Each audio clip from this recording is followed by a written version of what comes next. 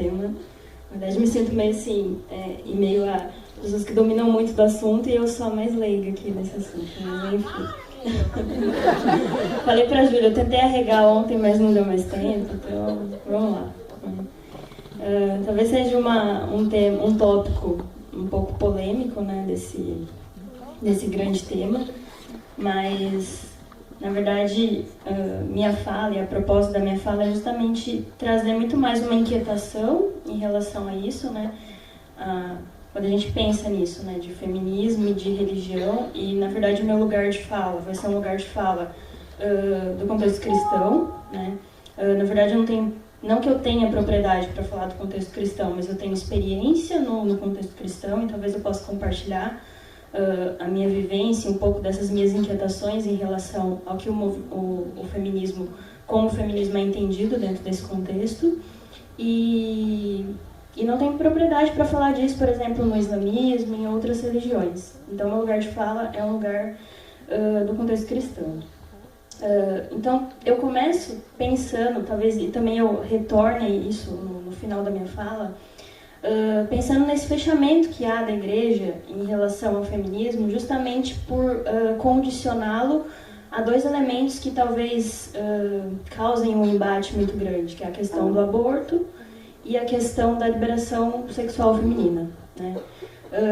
Só que o que eu vejo dentro da minha vivência no contexto cristão é justamente que a igreja se fechou porque ela limita o movimento feminista a somente esses dois pontos, né? E eu acho que esse é o grande problema, né? Essa é a grande dificuldade. E se a gente parar para pensar, hoje em dia a gente tem uma vertente um pouco mais progressista no meio cristão, que considera, né, o feminismo, que levanta e reconhece suas implicações, né? Mas isso é muito abafado, né? E essas pessoas muitas vezes são meia dúzia dentro de igrejas com 200, 300 membros, né? E que não ganham força, não é um discurso que muitas vezes dentro do próprio contexto ele acaba sendo abafado, né? Quando eu me propus a falar disso, eu parei para pensar, olha, se eu fosse discutir isso com alguém desse contexto, do contexto cristão que eu convivo, eu não teria com quem compartilhar. Na verdade, eu compartilho muito mais com quem é de fora, né? E essas minhas inquietações em relação ao contexto cristão, porque não há espaço realmente nas igrejas. Muitas vezes, pessoas que tendem a pensar sobre isso justamente não chega nem ao ponto de se posicionar como feminista, mas ao ponto de se abrir ao diálogo, né? E se abrir ao debate sobre isso. Então é uma questão bastante controversa. E ao mesmo tempo, o que a gente tem é reverberações do feminismo no contexto cristão que muitas vezes não são reconhecidas, né? Então, como é que a gente pensa, por exemplo, que em algumas determinadas doutrinas as mulheres estão no púlpito, elas têm possibilidade de falar, possibilidade de exercer determinadas funções eclesiásticas, e a gente não reconhece isso como uma reverberação do feminismo, né? Me parece muito forçoso pensar nisso, né? Pensar nessa emancipação que a mulher acabou ganhando em algumas doutrinas, e não considerar isso como um reflexo direto do feminismo, né? Ao mesmo tempo, a gente tem em vertentes mais tradicionais, ainda assim, eventos específicos que a gente chama, certos agrupamentos que a gente chama de ministérios, né, que também trabalham com o público feminino das igrejas, mas que não reconhecem o valor do feminismo e não reconhecem também um contexto de formação da mulher cristã fora disso, desse padrão de dona de casa ou quem vai casar e tudo mais, né? O que a gente vê hoje é uma pressão em relação a mulheres, por exemplo, que chegam nos seus 20, 25 anos e que não casaram, né? Ou que não, tanto que não optaram por isso, ou que optaram por privilegiar sua carreira e pensar em casamento depois. Então, é um contexto bastante opressor nesse sentido, porque condicionam a exatamente esse estatuto, que ela vai ser preparada para casar, para ter filhos e tudo mais. E se esquece um pouco, né? Recentemente estava conversando com a minha mãe e ela disse que ela ouviu isso em um desses eventos, que a mulher não podia trabalhar e que ela tinha que ficar condicionada a essa situação, né? De ser dona de casa. Então, isso me inquieta bastante, né? É uma questão bastante controversa e ao mesmo tempo que se tem esses ajuntamentos dentro das igrejas, eu acredito que eles poderiam ter muita força, né? Existem alguns eventos chamados congressos femininos que se faz, né? Mas o que se discute é justamente essa questão de formar uma mulher que ela sabe costurar, que ela sabe cozinhar, mas ela não sabe debater sobre assuntos, ela não sabe conversar sobre política, porque ela foi ao longo da sua formação cristã moldada a somente entender de determinados assuntos em detrimento de outros, né? Então é uma questão que me preocupa bastante. Eu já vi meninas, já convivi com meninas mais novas que eu, que ficaram absolutamente condicionadas a essa questão de eu preciso me casar, porque a satisfação plena ela iria encontrar no casamento. Não que isso não seja um fato, mas a gente precisa pensar que há mulheres que não têm isso como um projeto de vida, né? E isso também precisaria ser considerado no contexto cristão, né? E se a gente for considerar assim esse papel do feminismo, né, a gente vê que é uma questão que se discute faz um bom tempo, né? Acho que foi, pelo que eu estava procurando alguns dados a respeito, em 52 uma mulher, né, escreveu um livro para questionar justamente essa questão da ordenação feminina, né? Talvez seja o que mais se destaca dentro do contexto do fato de que as mulheres sempre assumem papéis secundários, né? Ela não assume o pastoreio, ela não assume a liderança, ela sempre é aquela pessoa que prepara a mesa para fazer a ceia, ou é a pessoa que está lá para organizar a decoração da igreja, ela nunca é a pessoa que assume liderança, né? Então eu acho que isso é um problema, sobre o qual a gente precisa pensar, né? Será que não pode coexistir, né, uma mulher que tenha autonomia, que ela pode de fato ter essas questões de um projeto de vida que envolva casamento, envolva ela ser uma mãe e tudo mais, mas que também tenha essa autonomia, que não haja problema nenhum. Eu acho que a questão é isso, né? Às vezes o fato de destoar desse projeto que se tem é o que causa muito problema, né? E talvez seja uma das minhas maiores inquietações. E também, eu acho que de um modo geral a gente precisa, como eu disse, estar aberto ao diálogo, não se limitar a essas questões que na verdade são consideradas um pouco mais polêmicas e um pouco mais controversas, e acredito que grande parte do discurso de intolerância que a gente tem vivido hoje é justamente porque as igrejas, elas de fato não estão abertas ao diálogo.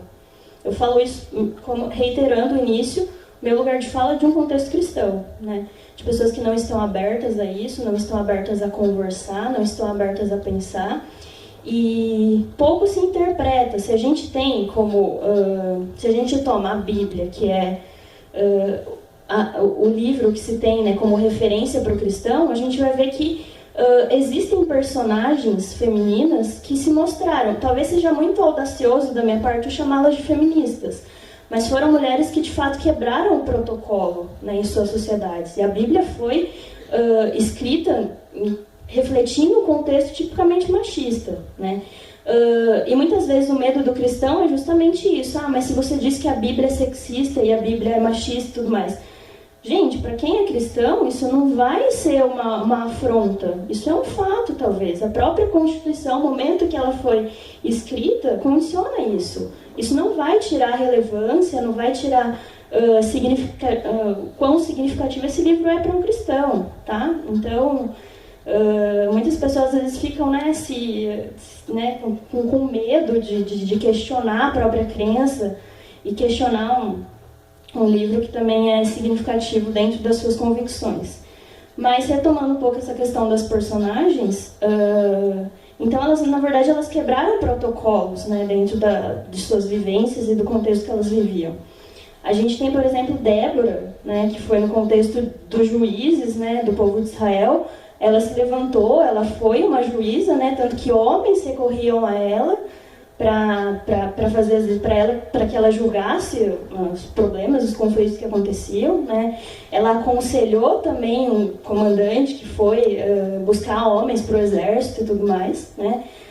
E foi de fato uma quebra de protocolo, né? Tanto que naquele momento o próprio relato bíblico, né, nos traz essa ideia de que Deus não encontrou homens justamente compromissados com Deus e tudo mais. Então isso foi estabelecido uma liderança tipicamente feminina, né? E foi uma quebra de protocolos total, né, em relação àquele contexto. Outro exemplo que a gente tem é Esther, né? A própria Esther, que quando foi forjado ali a morte planejaram a morte do povo dela, né, e ela se colocou, foi se apresentar ao rei, mesmo não sendo convidada, para interceder em favor do seu povo, né, e isso também poderia causar a morte dela, né, então também acabou sendo ela subverteu, digamos assim, os seus papéis, né, porque ela poderia tranquilamente ter sido morta pelo fato de se achegar à presença do rei sem ter sido convidada, né. Reitero também que a gente tem a própria Maria, né, a própria Maria que, naquele contexto, o fato dela ter engravidado antes de ter casado foi também bastante polêmico, né, e causou muitas implicações do que se pensou dela a respeito, né. Então, acho que a própria Bíblia traz relatos de mulheres que se emanciparam, digamos assim, não sei se é a palavra correta, mas que, de fato, refletem esse poder feminino de alguma forma que não pode ser desconsiderado, né. Eu acho que se faz uma leitura, às vezes bastante equivocada, de alguns termos e do papel da mulher, porque em nenhum momento a Bíblia legitima que a mulher ela precisa ser submissa no sentido de apanhar e de sofrer violência. Isso não é a submissão, né? Isso foi uma leitura torta que se fez, né? E isso reflete, infelizmente, muitas mulheres ainda sofrem isso e acreditam que o embasamento bíblico é para que elas realmente sejam submetidas a isso, e não é, né? Então acho que são inquietações, né, na verdade, que a gente precisa levar em consideração. Eu parto dessa ideia de que feminismo e religião, pensando no contexto cristão, não são elementos que se contradizem, né, mas que podem coexistir, né. Reconheço a luta, né, do feminismo e todas as implicações que existem, sobretudo no meio cristão, mas que são abafadas de certa forma, né, não são consideradas hoje. Acho que temos avanços hoje em dia, né, temos, como eu falei, uma vertente um pouco mais progressista nesse sentido, né. Hoje em dia a gente tem um movimento cristão que é declaradamente assumido feminista, né. E eu acho que o principal é levantar e dar essa abertura para o debate, né. Como eu falei já, eu acho que grande parte do que temos vivido de intolerância é pela falta de debate. Eu sempre estive muito aberta a pensar sobre essas questões, tanto que quando eu me propus a falar justamente tanto para receber um pouco sobre quem tem mais vivência com o feminismo e poder compartilhar um pouco das minhas inquietações em relação ao contexto cristão, né? Bom, acho que é isso.